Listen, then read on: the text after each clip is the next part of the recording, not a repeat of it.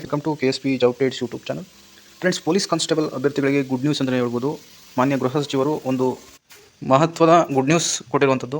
ಎಲ್ಲರೂ ಈ ವಿಡಿಯೋನ ಆದಷ್ಟು ಲೈಕ್ನ ಮಾಡಿ, ತಪ್ಪದೆ ಎಲ್ಲರಿಗೂ ಶೇರ್ ಮಾಡಿ.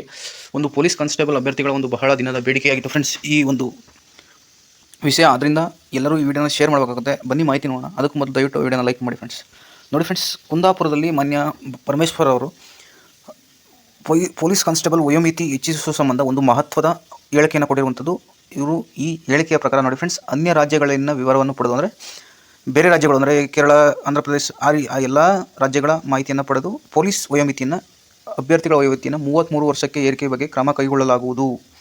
ಡಾಕ್ಟರ್ ಜಿ ಪರಮೇಶ್ವರ್ ಗೃಹ ಸಚಿವರು ಹೇಳಿರುವಂಥದ್ದು ಫ್ರೆಂಡ್ಸ್. ಇವರು ಶನಿವಾರ ಕೋಟಾ ಪೊಲೀಸ್ ಸ್ಟೇಷನ್ಗೆ ಭೇಟಿ ನೀಡುವ ಸಂದರ್ಭದಲ್ಲಿ ಸಿಬ್ಬಂದಿ ಕೊರತೆ ಕುರಿತು ಪತ್ರಕರ್ತರ ಪ್ರಶ್ನೆಗೆ ಉತ್ತರಿಸಿದರು ಫ್ರೆಂಡ್ಸ್. ಇಲ್ಲಿ ಸ್ಪಷ್ಟವಾಗಿ ಹೇಳಿರುವಂಥದ್ದು, ಗೃಹ ಸಚಿವರು ಬೇರೆ ರಾಜ್ಯಗಳ ಒಂದು ಮಾಹಿತಿಯನ್ನು ಪಡೆದು 33 ವರ್ಷಕ್ಕೆ ನಾವು ಏರಿಕೆ ಬಗ್ಗೆ ಕ್ರಮವನ್ನು ಕೈಗೊಳ್ತೀವಿ ಅಂತ. ಆದ್ದರಿಂದ ಪೊಲೀಸ್ ಕಾನ್ಸ್ಟೇಬಲ್ ವಯೋಮಿತಿ ಹೆಚ್ಚೇ ಹೋಗಬೇಕು ಅಂತ ಹೋರಾಡ್ತಿರುವಂಥ ಅಭ್ಯರ್ಥಿಗಳಿಗೆ ಒಂದು ಗುಡ್ ನ್ಯೂಸ್ ಅಂತ ಹೇಳ್ಬೋದು. ಇಷ್ಟು ಫ್ರೆಂಡ್ಸ್ ಇವತ್ತಿನ ಮಾಹಿತಿ. ವಿಡಿಯೋ ಸ್ಟಾರ್ ಒಂದು ಲೈಕ್ನ ಮಾಡಿ. Thank you for watching. ದಯವಿಟ್ಟು ಲೈಕ್ ಮಾಡಿ ಫ್ರೆಂಡ್ಸ್ ಇಷ್ಟ ಆದರೆ.